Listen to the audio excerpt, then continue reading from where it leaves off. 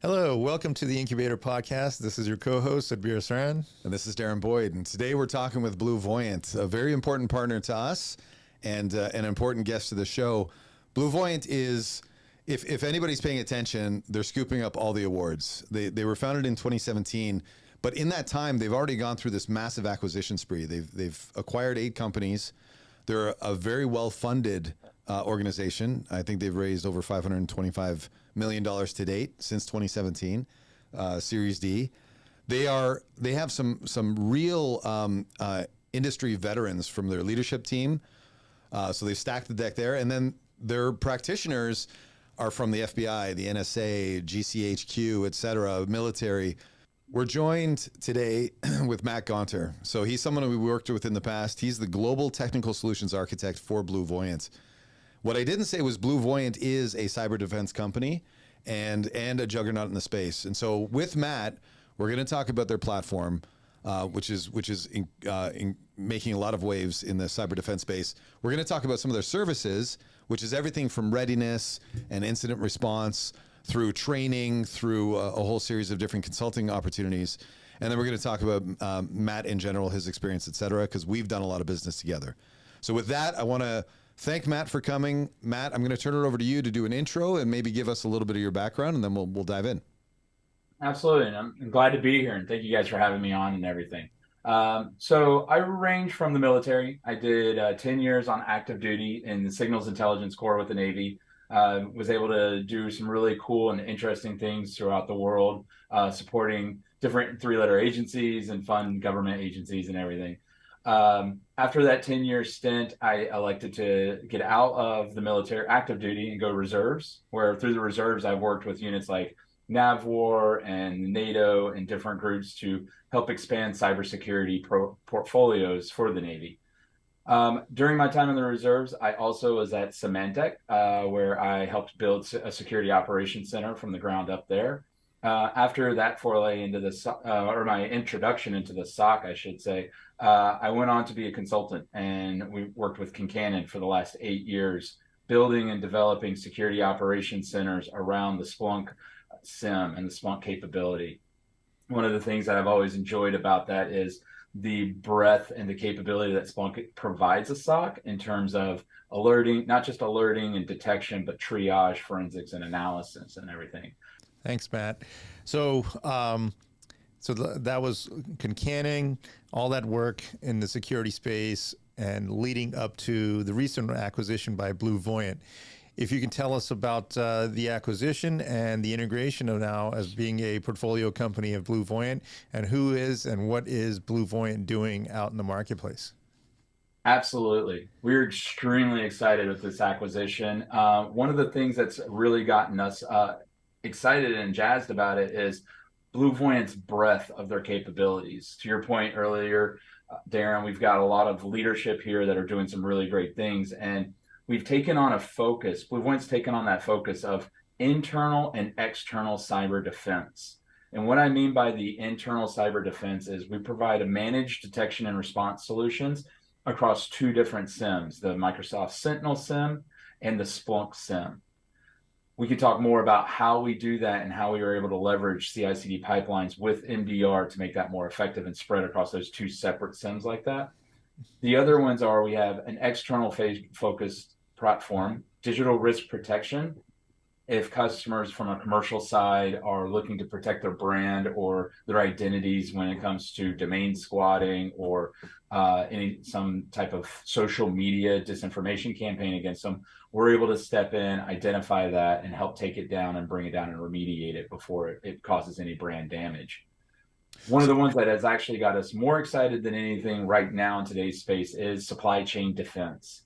We're able to look at and footprint our customers' vendors, and during that vendor process where they come on and they do these questionnaires or these security vendor checks and everything, we can go and say, hey, are they actually doing what they say?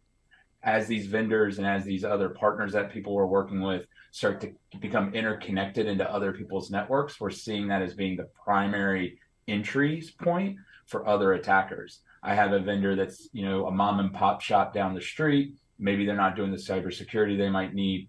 They can have us help scan that network, scan that individual, and then make sure that they're remediating and doing things to help protect the global space of our customers and everything. That's awesome, Matt. So let's let me double click a little bit into BlueVoyant here. So you talked about the whole MDR space, and which everybody's well familiar with. Well, I say that loosely, everybody, but it's been prevalent in industry.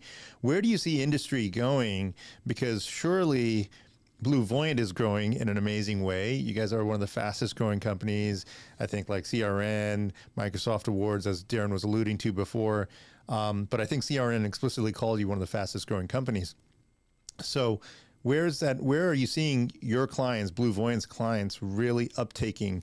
Is it leading with the MDR platform? Which one of your portfolio companies is kind of really pushing that, or is it all across the board? Our MDR business, especially around MDR for Sentinel and Splunk, are taking off like wildfire. A lot of customers of ours are seeing that they don't have the time, the energy, or the financing really to run and manage their own SOC. Also, as we go up market into larger enterprise SOCs, they don't have the time to really keep up with content and detections and things of that nature. So why not outsource that to someone that does it across not just one customer, but multitude of customers? So now instead of you're buying that intelligence and you're buying that capability around that detection, so that way customers can offshore it or leverage a company that's focused solely on that so they can get back to doing their day-to-day jobs. Yeah. The other piece to this is supply chain defense is the huge one that's really, really growing and taking huge strides because, well, everybody needs some level of supply chain defense. Yeah. If I may continue on this thread here. So you mentioned a keyword, enterprise customers, right? Historically, you thought about a lot of managed services and the MDR functionality being consumed by SMB, mid-enterprise perhaps, because the larger enterprise or institutions really did not entrust a third-party service provider with their crown jewels around security. What are you seeing in that space? I mean, do you have enterprise customers today, and what is kind of the confidence factor that is you see maybe or prevalent the trend with enterprises really taking on that MDR service? We actually just recently had a couple new customers come on board that are in the 100,000 endpoint range. That's a really large customer in terms of an MDR customer because, to your point, they don't always trust the service or they don't trust the further looking capabilities of that service. I will say I've seen new technologies that have helped support this, where they can test and validate the MDR service, which has been interesting. So we've run across that where the enterprise customers are stress testing that service to validate it. Also, the enterprise customers they need to cut costs. There's just no getting around it. The 2023 is going to be the cost cutting year in terms of looking at how much am I investing in these types of services and where can I get a better value somewhere else. Paying your individuals, if you will, the content developer team, the tier 1 team, all that SOC and everything from a headcount perspective, you're buying that one person that's really smart on your environment, but not smart on the actual landscape and the surface. Whereas with MDR services such as ours, you get someone that's being exposed to 30, 40 different customers at a time and can provide you that tier 1, level 1 notification. It's more like, I like to equate it to a very high, rich intelligence feed of alerts and everything that are specific to the customer's environment. You can finally ask a question, Darren. Yeah. No, thanks. So then, Matt, here's one question I have. It's really, I guess it's related to what Sabir said. Sometimes it's hard to build the confidence, but you have a whole breadth of services you offer as well. Everything from litigation support to cyber restructuring to virtual CISOs. So what is the motion that BlueVoyant enjoys? Is that with larger customers, does it tend to be service driven that eventually brings in some of the core platform offerings? Or are you going right into core and then maybe starting to add terrain and sky and so forth? What does that journey look like, traditionally? I'm glad you brought that up, actually. We just finalized this to where our solution sell is an assess, implement, and monitor sell. So we don't like going into customers where we say, hey, if you buy MDR, all your problems are going to be solved, because not every customer is the same. There's going to be tweaks, tunes, or strategy needs to be developed. So we like to first go in, do an assessment, get on the same page, get on the same plan through our liquid professional services, make sure that we have the right strategy for the customer and the customer has the strategy as well. And then we go in and we implement that strategy with additional implementation services, whether it's standing up Splunk, deploying Cribl, creating observability pipelines, those sort of things. And then we move into that platform to do the managing, monitoring, all the day two care and feeding of the activity going forward. Without having that nice firm foundation and everything, we really find that the monitoring and the activity kind of they don't land as well as they should from a confidence perspective. That's of course where we met really is the one thing that we've always enjoyed working with BlueVoyant through the Concanon acquisition is your focus on the enterprise space, meaning there's a lot of folks that can do a lot of things right and they can bring in the right tools, but it doesn't mean that those tools are designed out of the gate to work in an enterprise, a true enterprise setting. We've had some tremendous success, yourself with Sabir and I, deploying solutions that we've relied on you to bring an enterprise viewpoint. And so everything from understanding product mode operation to understanding Git flow and GitOps and how people are truly deploying everything as code. And I'll say that I haven't met any consulting firm, external consulting firm, that is deploying things quite like Concanon / BlueVoyant. Can you walk us through how that's sort of evolved and where you're taking some of that? Because you're getting into some very advanced deployments of both everything from observability pipelines all the way to the SIEM. Can you walk us through how you guys view, I guess, inserting technology into an enterprise and how you've made it so successful? Absolutely. So the first part into that, I'd say, is we took it starts with the observability approach. Observability, we find to be the overarching, it's the new term for big data, but it really is the overarching term for data in that, and we even see security as a subset of observability, where that's the vertical we're focused on and we do the most work. Once you've taken that mindset of the observability being the broader perspective, we then look at things a little different where it's like, okay, how do we collect the data in a standardized and automated and repeatable fashion? Once we have that repeatable fashion, that standardized fashion, we can move into automating deployment of content on top of it. So this is where technologies like Cribl have come into play, where we can deploy Cribl worker nodes and streams, be able to stream data into it, put the schemas in place we need, do the type of access to the data, and give us that flexibility with data to then go and support those solutions. Then we move into that GitOps and the code repo infrastructure as code perspective, where we use automation and orchestration. And that's a key thing that I think a lot of people miss on is the orchestration piece. They want to automate everything, but having a centralized orchestration system to say, okay, this is going to deploy in this way, this is going to deploy in that way, so we can standardize the solution for the customer has been critical. To finalize all that and to put it in a real bow and everything, the key concept is the output.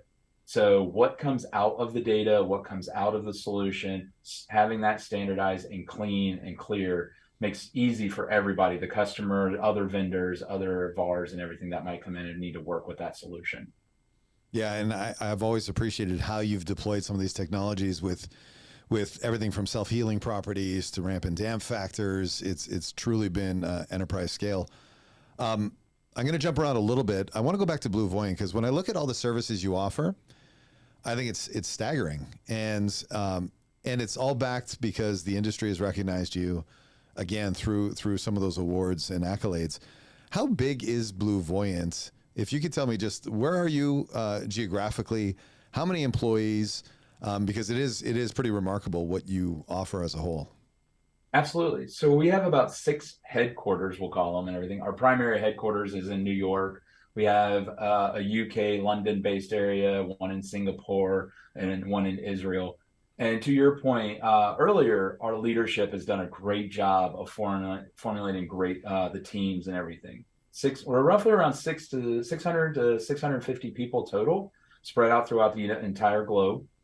We have Jim Rosenthal. He's our CEO, 10 years of COO at Morgan Stanley. He knows just about everything there is to know about the finance world and cybersecurity and finance.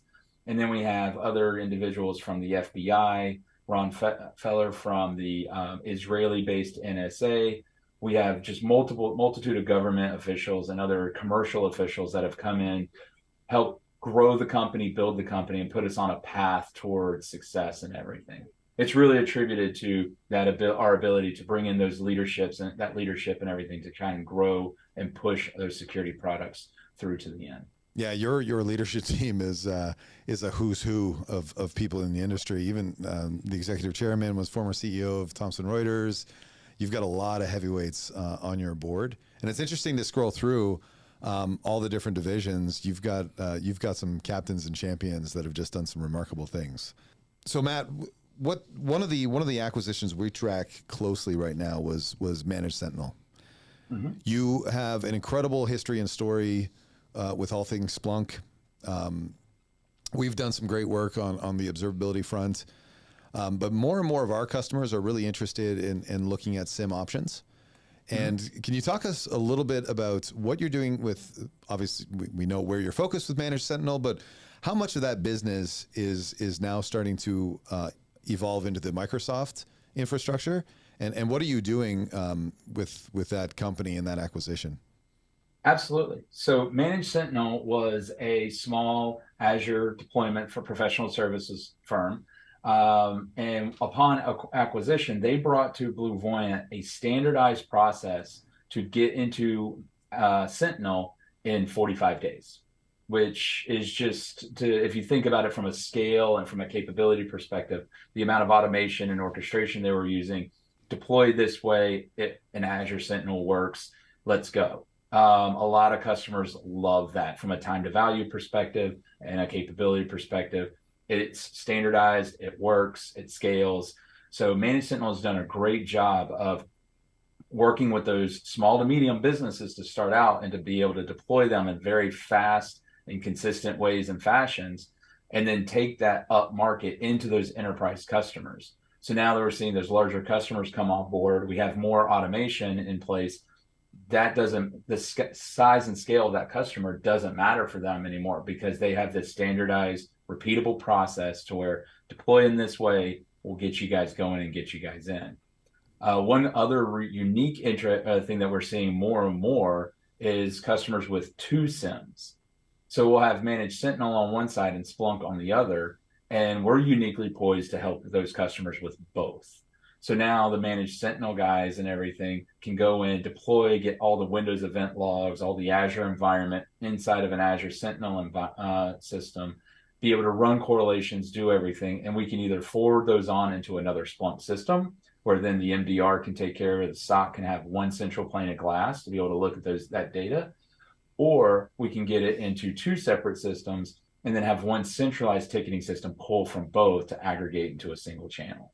Wow. So we've done some really cool, interesting things with those dual SIEM capabilities. Yeah, I haven't quite come across the dual SIEMs, but maybe from a vantage point of migrating from one SIEM platform to the other, I guess, there's always a horse trade, if you will, between platforms out there. So Matt, what is the kind of methodology that an enterprise institution might look at in terms of that migration? You mentioned the 45-day program, right? So enterprises can be complex. They have some sort of SOAR or automation built into from their SIEM. How does one contend with or wrap their head around like, hey, can you really get me there in 45 days? What are you seeing, or maybe what is the methodology, even if it's not, you're not married to the 45 days as a hard rule? What would be your approach for an organization to really think about if they were going from one platform to the other? That's a great question. We just did this with another customer where we went from like a QRadar or ArcSight system into Splunk itself. And whether it's in system to in system, the first thing you always want to do is you want to look at what data you need. and how you're going to access it. The how you're going to access it is always an important piece, because not every network device, not every component, not every data stream out there can be sent to 2 different places. This is where something like an observability pipelines becomes critical, because if you want flexibility in moving between those and migrating between those, you need a robust pipeline to where you can tap into those event streams and move them off into different destinations. So that's the first one, is how you're going to access the data as you do this migration and everything. The second one is, what is the 5-year cost? The larger enterprise customers, larger groups and everything, they're not going to be able to do this migration in 45 days. There's just not. If you're the size of, say, a Fortune 500 company and you have hundreds of thousand endpoints spread across the globe, yeah, we're not going to be able to set up a structure to do that in 45 days. It's just impossible. Mm-hmm. So this migration, what is it going to get you over that 5-year term? Also, what new capabilities are you going to get out of that new platform? One of the things obviously I'm biased and I love Splunk and everything, because that's the technology I know the most. One of the things I love about Splunk is its robust capabilities. I can use it for security, but now I can also bring in my IT and my observability, my DevOps people, and they can use it to maybe troubleshoot their code, do some sort of risk user management or synthetic management type thing to be able to get better insights into those applications. So now I can have one technology serving two masters and 2 purposes. The other aspect of it too is when I go into those migration customers and those growth customers and everything, how can we standardize in what we do with the data? CI/CD pipelines are becoming critical every day in terms of, I build content because at the end of the day, I need data to visualize and help me make a decision. So when I do that migration, can I get a pipeline built around the content that sits on top of the data so it gets deployed correctly, fast, efficiently, and in a standardized way as well? So I guess one other question I have, Matt, is around some of the readiness and the maturity elements and analysis that BlueVoyant performs. You have a whole practice or a set of services around pen testing and red team and purple team.